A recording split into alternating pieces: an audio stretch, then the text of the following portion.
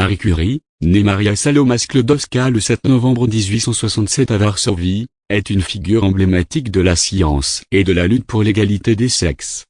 Première femme à recevoir un prix Nobel et seule personne à en avoir obtenu deux dans des domaines scientifiques distincts, sa vie est un modèle de détermination, de passion et de sacrifice.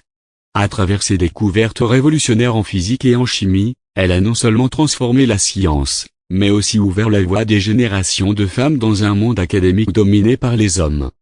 Chapitre 1. Les premières années et l'exil dans le royaume de Pologne, sous domination russe. Marie Curie grandit dans une famille intellectuelle. Son père, professeur de mathématiques et de physique, et sa mère, institutrice, lui transmettent une soif insatiable de savoir. À 10 ans, elle perd sa mère, puis sa sœur Zofia, ce qui la plonge dans une profonde tristesse. Pour échapper à la répression russe et poursuivre ses études, elle part à Paris en 1891, où elle s'inscrit à la Sorbonne. Chapitre 2. La rencontre avec Pierre Curie et les premières découvertes. En 1894, elle rencontre Pierre Curie, physicien reconnu. Leur collaboration scientifique devient rapidement une union personnelle. Ensemble, ils se lancent dans l'étude de la radioactivité, un phénomène récemment découvert par Henri Becquerel. Le couple découvre de nouveaux éléments, le polonium, nommé en hommage à la Pologne, et le radium. Ces découvertes marquent un tournant majeur dans la compréhension de la matière. Chapitre 3. La reconnaissance scientifique et les prix Nobel. En 1903, Marie, Pierre et Henri Becquerel reçoivent le prix Nobel de physique pour leurs travaux sur la radioactivité. Marie devient ainsi la première femme à être honorée par cette distinction. En 1911, malgré un contexte difficile marqué par des scandales personnels, elle obtient le prix Nobel de chimie pour ses recherches sur le radium et le polonium, devenant la seule personne à recevoir deux prix Nobel dans des disciplines scientifiques différentes.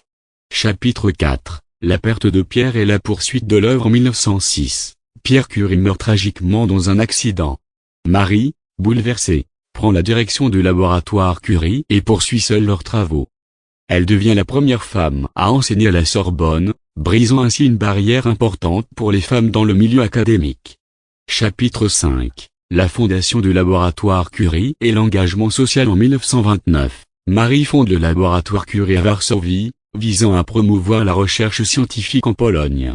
Elle s'engage également dans des actions humanitaires, notamment en formant des infirmières pour le traitement des blessés pendant la Première Guerre mondiale, en utilisant la radiologie pour diagnostiquer les blessures.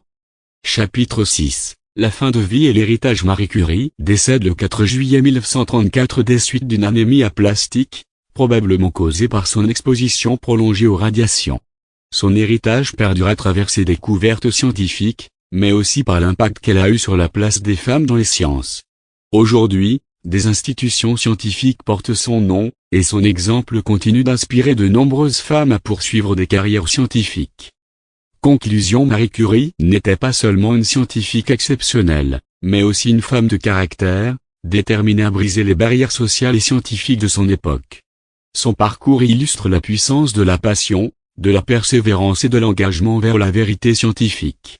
Elle reste une source d'inspiration, rappelant que la quête du savoir et de l'égalité est un chemin semé d'embûches, mais ô combien enrichissant.